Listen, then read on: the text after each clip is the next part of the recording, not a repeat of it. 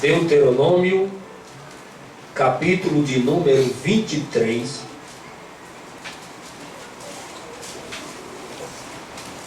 Deuteronômio, capítulo de número 23, versículos 4 e 5. O tema desta mensagem é transformando a maldição em bênção. Transformando a maldição em bênção. Deuteronômio 23, 4 e 5 diz assim: pois eles não vieram encontrar-se com vocês com pão e água no caminho, quando vocês saíram do Egito. Além disso, convocaram Balaão, filho de Beor, para vir de Petor, na Mesopotâmia, para pronunciar maldições contra vocês. Versículo 5. No entanto, o Senhor, o seu Deus, não atendeu a Balaão e transformou a maldição em bênção para vocês, pois o Senhor, o seu Deus, os ama. É no versículo 5 que foi tirado o tema desta mensagem. E todo ensinamento vai discorrer do versículo 5, da frase que diz: o seu Deus não atendeu Balaão e transformou a maldição em bênção. Glória a Deus. Transformando a maldição em bênção. Será que um cristão pratica feitiçaria? Israel, durante a jornada no deserto, acampou nas planícies de Moabe. Israel havia atacado e vencido Bazã. Israel havia destruído os amorreus, quando estes povos recusaram deixar Israel passar.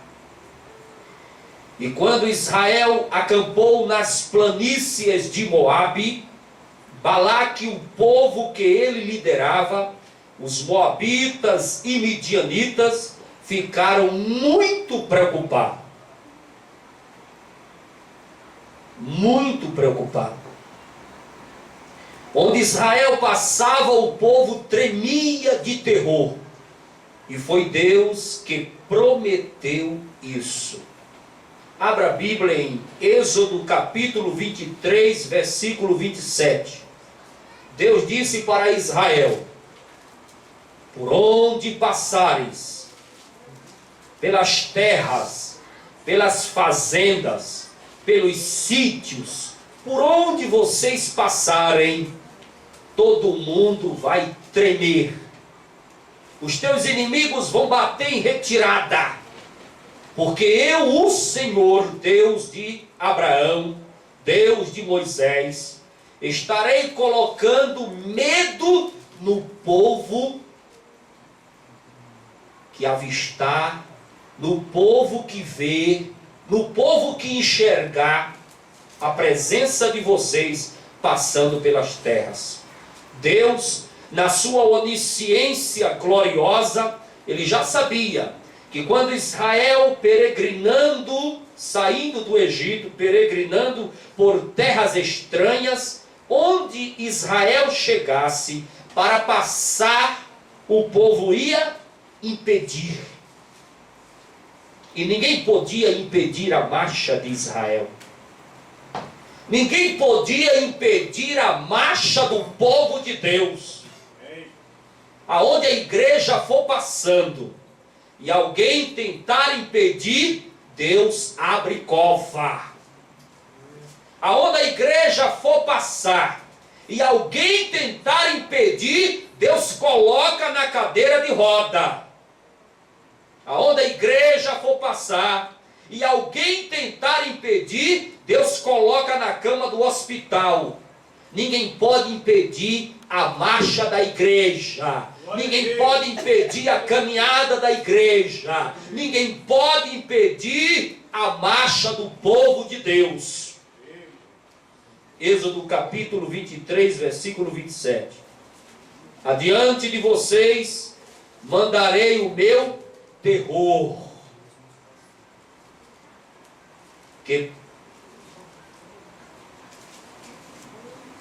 para confundir todas as nações que vocês encontrarem pelo caminho. Farei que todos os seus inimigos virem as costas e fujam. Todos os povos sabiam que Israel enfrentou até o Egito, a nação mais poderosa daqueles dias. O rei Balaque enviou embaixadores ao profeta Balaão pedindo ajuda. Quando Balaque viu Israel, aquela multidão de gente, animais, mulheres grávidas, crianças, o maior acampamento que existiu sobre a face da terra, 2,5 milhões de pessoas, caminhando sobre a liderança de um só líder, o estadista, o legislador, o profeta, o homem de Deus chamado Moisés. Quando Balaque viu aquele exército de gente, ele entrou em pânico e enviou embaixadores ao profeta Balaão pedindo ajuda. Balaão era um profeta conhecido por visões e fortes revelações espirituais. O rei Balaque sabia que as profecias de Balaão eram verdadeiras e todas se cumpriam. Balaão, famoso profeta, ele tanto abençoava como amaldiçoava. E hoje em dia nas igrejas você encontra profeta desta maneira. Tem profeta que olha para a pessoa, dependendo da roupa, dependendo da fisionomia, dependendo do que ele tem. Se ele está a pé, a profecia é de um jeito. Se ele estiver de um carro importado novo, a profecia é de outro. Dependendo da roupa que ele estiver, a profecia dura 15 minutos. Dependendo da veste que ele estiver, a profecia dura quase 1h30. Existem nos dias atuais, dentro das nossas igrejas, profetas como Balaão, comprado por presente, comprado por dinheiro, comprado por aquilo que vê, por aquilo que se apresenta. Se o irmão mora lá na Santa Maria, ou em alguma cidade satélite mais humilde, a profecia dura 5 minutos. Se o irmão mora no Parque Way, Lago Sul, a profecia talvez dure até 2h30.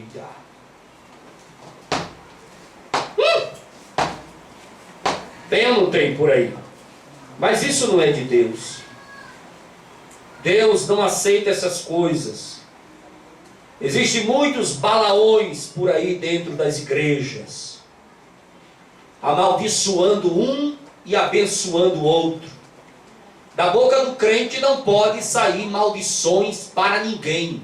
O crente, ele deve só abençoar. Amaldiçoar nunca. Porque se você plantar limão sobre a sua caminhada aqui na face da terra, Não se preocupe, que todos esses limões que você plantou, você vai colher. Daqui para você partir para a eternidade, você vai chupar todos os limões que você plantou. Por isso que ninguém deve usar a palavra de maldição sobre a vida de ninguém. Vou contar um caso aqui que aconteceu comigo. Eu pastoreava lá na Ceilândia. E todos os dias, parece uma coisa assim, mano, que me perturbava muito. Eu chegava cedo da igreja, abria a igreja, cuidava, arrumava tudo. E começava um jogo de bola na frente da igreja. Mas aquilo me incomodava muito. Eu não sou contra os irmãos brincarem de bola ou de qualquer esporte. Mas na frente da igreja, e não era crente, era povo incrédulo, chamando palavrões, aquelas palavras horrorosas. E a bola para lá, e a bola para cá, e chuta para lá, e chuta para cá. E um dia o camarada deu um chute tão forte na bola, ela entrou na igreja, bateu no púlpito, quebrou o jarro, e aquilo me desagradava muito. E eu fui falar com o rapaz. Eu falei para ele: amigão, não fica brincando aqui na porta da igreja, vai ter culto daqui a pouco. Para com isso. Ah, para quê? O camarada ficou bravo, começou a me chamar de todos os nomes que existem. E naquela hora eu fiquei irado. Eu lembrei de Eliseu. Lembrei do profeta Eliseu, que amaldiçoou aqueles rapazes e saíram 2 ursas do bosque e comeram 42. Eu estendi a mão sobre ele assim e falei: tu estás amaldiçoado em nome de Jesus. E entrei. Naquele momento que eu entrei, repare como é que é, como isso é perigoso. Naquele momento que eu entrei na igreja, o rapaz pegou a bola e foi brincar. Passou um rapaz de bicicleta, olhou para aquele rapaz, que eu tinha acabado de estender as mãos amaldiçoando, puxou um revólver da cintura e disse: eu vou te matar agora. O jogo acabou, o povo da rua começou a gritar, encheu de gente, e ele com o revólver na cabeça do menino: eu vou te matar agora. Mas por quê? Eu nunca fiz nada contra você, eu nem te conheço, é porque eu quero te matar. E com o revólver na cabeça dele, naquela hora eu vi aquela cena, eu sabia que era a palavra que eu tinha dado sobre a vida dele, porque ele me destratou muito. Aí eu cheguei na porta da igreja e estendi a mão: Senhor, eu retiro toda a maldição da vida deste rapaz. Eu declaro sobre a vida dele a vida, a bênção da salvação. Não deixa a vida dele ser ceifada agora. Naquele momento o camarada tirou o revólver da cabeça dele, colocou na cintura e foi embora. Veja como é perigoso palavra de maldição. E eu me arrependi muito de ter dito aquilo com aquele rapaz. Então nunca fale palavra de maldição sobre a vida de ninguém, seja crente, seja incrédulo. Apenas abençoe a vida das pessoas para que elas tenham vida com abundância, e você também tenha a bênção de Deus sobre a sua vida.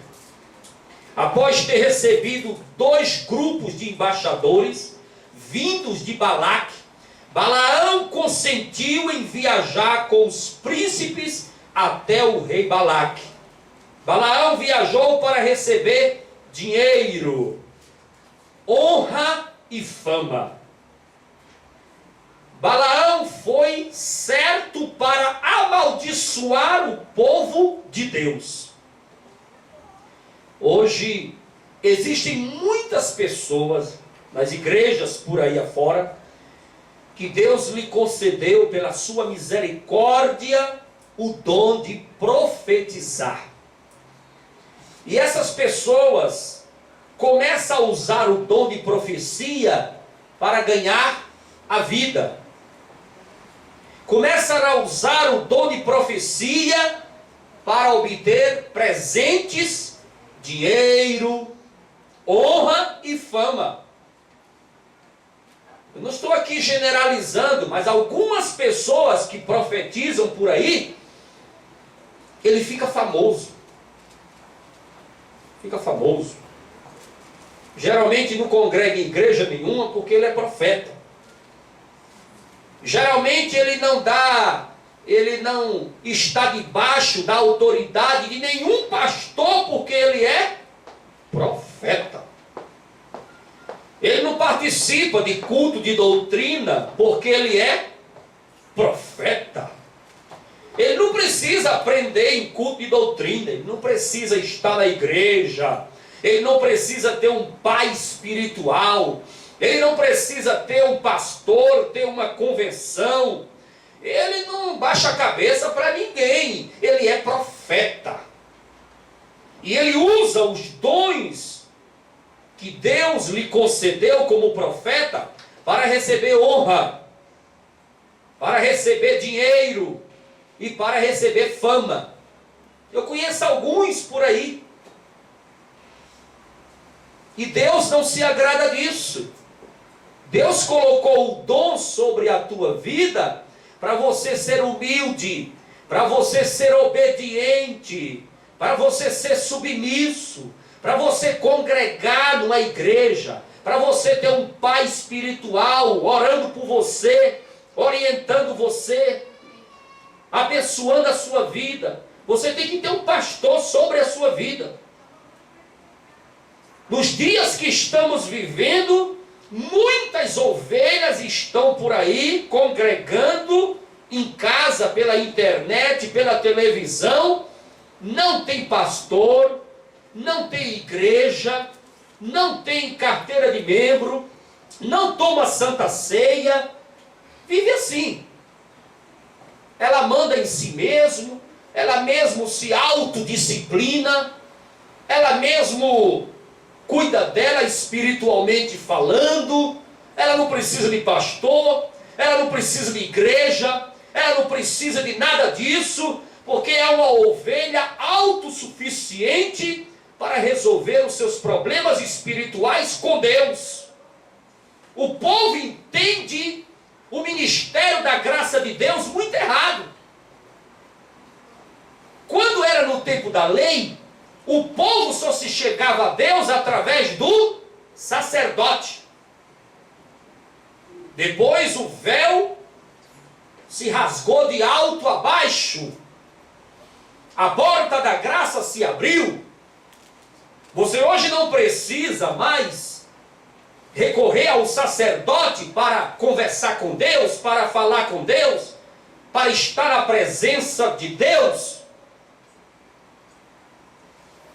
Mas você precisa de um pastor, você precisa de um líder espiritual, você precisa de um homem que guia o rebanho, porque você é ovelha. E as pessoas interpretaram erradamente a doutrina da graça, de uma maneira tão errada, de uma maneira tão exagerada. Não, hoje a porta se abriu, o véu se rasgou, a gente não precisa de pastor, não precisa de líder, não precisa de igreja, não precisa de doutrina, não precisa de nada disso. Cada ovelha cuida de si mesmo, cada ovelha pastoreia a si mesmo e deixa esse negócio de pastor, igreja, convenção, ministério para lá. Isso é muito errado. Os dons espirituais foi colocado na vida das pessoas para que elas venham abençoar a casa de Deus, abençoar a igreja, abençoar a cada um de nós, mas que você tenha humildade e submissão para administrar isso.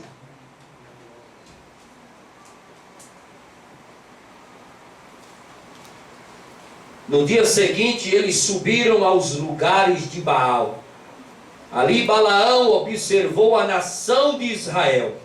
O profeta disse ao rei: levante aqui 7 altares e prepare sacrifícios para cada altar. Então Balaão abriu a sua boca para amaldiçoar Israel, mas Ao invés disso, palavras de bênção saíram de sua boca. A vontade de Balaão era amaldiçoar. A vontade de Deus era abençoar.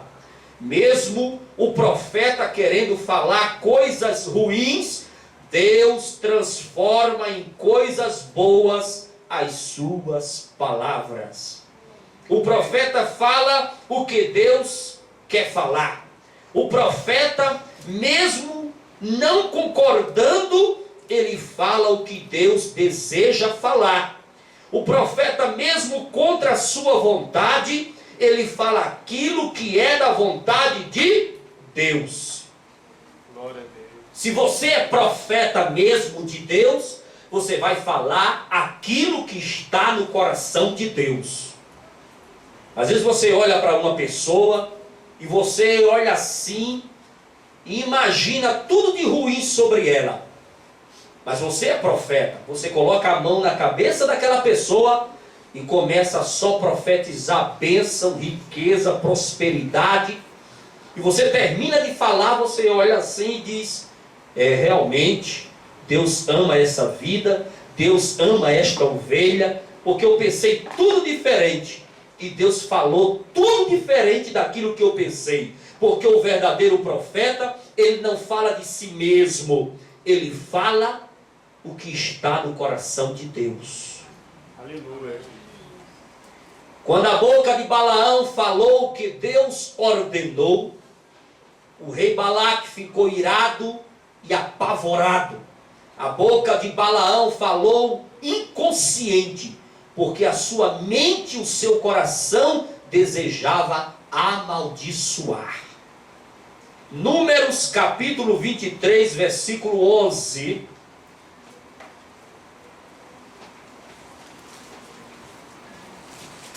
Disse Balaque: eu o chamei para amaldiçoar meus inimigos, mas você nada fez senão abençoá-los.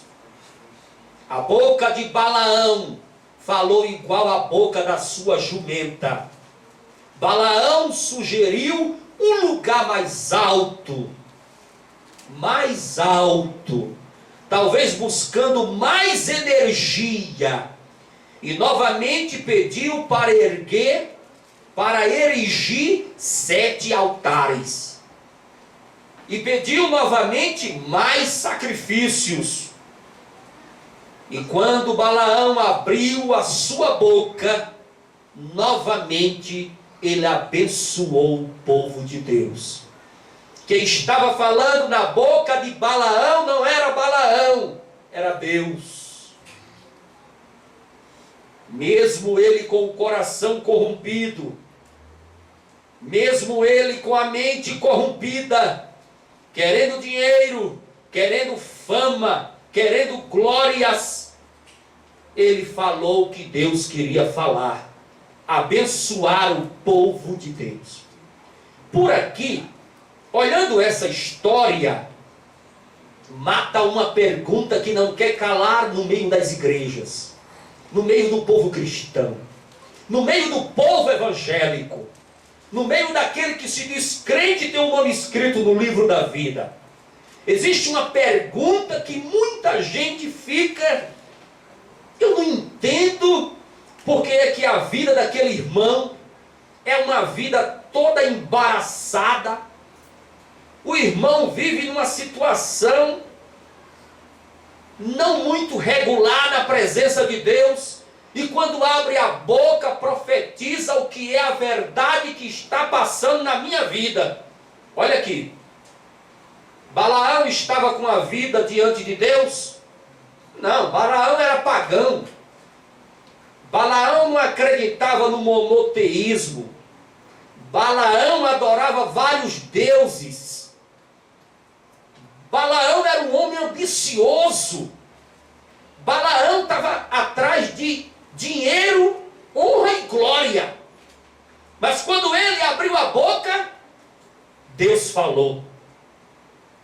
Às vezes você está dentro da igreja, precisando de uma palavra de vida, precisando de uma palavra de renovo, precisando de uma profecia, precisando de algo de Deus.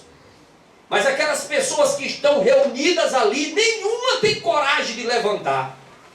Mas ali no meio daquelas pessoas tem um Balaão, que tem coragem de falar, que tem coragem de levantar, que tem coragem de abrir a boca. Mas a vida dele está toda irregular. Mas assim mesmo ele levanta. E você olha para a vida daquela pessoa, toda fora do prumo. E ele levanta.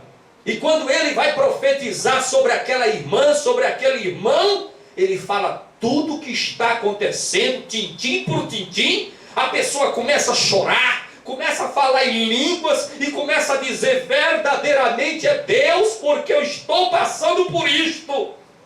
Aí você começa a entrar em parafuso. Você começa a ficar preocupado, mas como é que pode?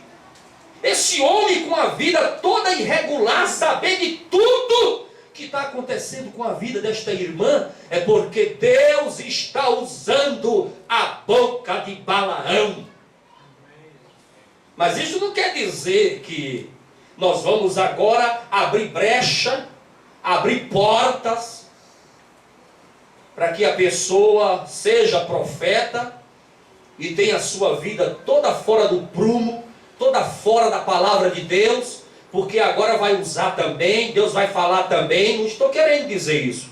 Eu estou querendo dizer que pela misericórdia de Deus, às vezes, ele usa Balaão dentro da igreja para falar com os seus filhos que estão precisando de uma palavra.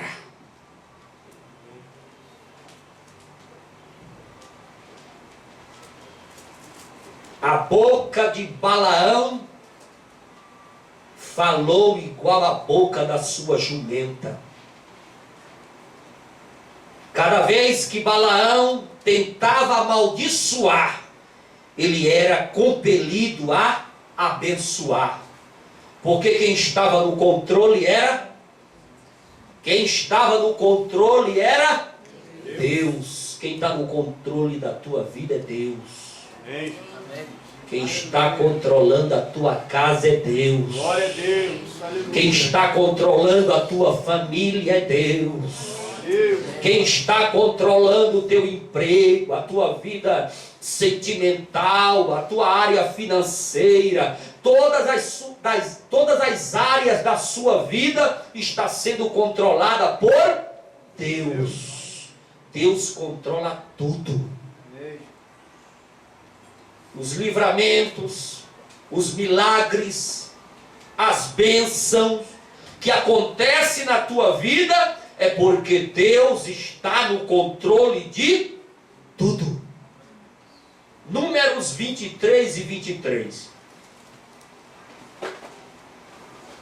Diz assim a palavra do Senhor: não há encantamento contra Jacó, nem adivinhação contra Israel. Grife este versículo. Passa aí uma caneta nele. Números 23 e 23. Não há encantamento contra Jacó, nem adivinhação contra Israel. Esse versículo é profundo.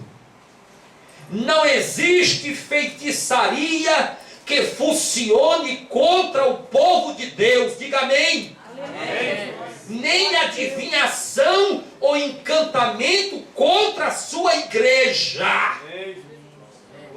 A igreja foi comprada pelo preço de sangue. Não existe adivinhação, não existe encantamento contra a igreja do Senhor. Glória a Deus. Agora vamos lá para Provérbios, capítulo 26 e o versículo 2. Não deixe também de grifar este versículo. Provérbios 26 e 2. Assim, a maldição sem causa não virá. Ou seja, o crente jamais será amaldiçoado se ele não tiver causa. O crente é fiel. O crente é obediente. O crente é submisso. O crente é uma bênção na casa de Deus. Jamais feitiçaria, adivinhação, encantamento vai cair na cabeça desse crente. Jamais. Qualquer macumbeiro em sã consciência sabe que se jogar maldições sobre um crente fiel, cairá tudo de volta na cabeça dele. O Salmo de número 64 e o versículo 7 e 8 diz assim: Ele fará com que as suas línguas se voltem contra si mesmos e serão levados a tropeçar. Salmos 64, 7 e 8. Ele fará com que as suas línguas se voltem contra si mesmos. Lança uma palavra de maldição sobre um crente fiel, a palavra volta para você. Qualquer praga, qualquer maldição, qualquer feitiçaria, qualquer macumba, qualquer mandinga que você jogar na vida de um crente que tem compromisso com Deus, tudo volta para a sua cabeça. Porque crente fiel, ele é guardado pelo Senhor. Aleluia. Ele é blindado pelo sangue de Jesus. Crente fiel, ninguém toca nele. Ninguém. Salmo 57, versículo 6. O salmista Davi proferiu: cavaram uma cova diante de mim, mas foram eles que nela caíram. Certo dia Moisés relatou este episódio, dizendo: subornaram contra ti, Israel, a Balaão, filho de Beor, da cidade de Petor, na Mesopotâmia, para te amaldiçoar. E continuou Moisés: porém o Senhor teu Deus não quis ouvir a Balaão, antes trocou em bênção a maldição, porque o Senhor teu Deus te ama. Amém, Jesus. Glória a Deus. E eu pergunto para a igreja: Jesus ama a igreja? Amém. Jesus não ama a igreja. Jesus é apaixonado pela igreja. Não existe maldição que toque na vida da igreja, transformando a maldição em bênção. Glória a Deus. O rei Balaque ficou furioso com Balaão e disse: chamei-te para amaldiçoar os meus inimigos, Israel, mas estas 3 vezes os abençoastes. Eu queria te honrar grandemente, Balaão, mas o Senhor te privou desta honra. O rei disse em outras palavras: esqueça a sua recompensa, Balaão, e saia da minha frente. Balaão queria aquela recompensa de qualquer jeito e arquitetou o plano B com o rei Balaque. E o plano B nós iremos estudar no outro culto de ensino. Vamos fazer uma oração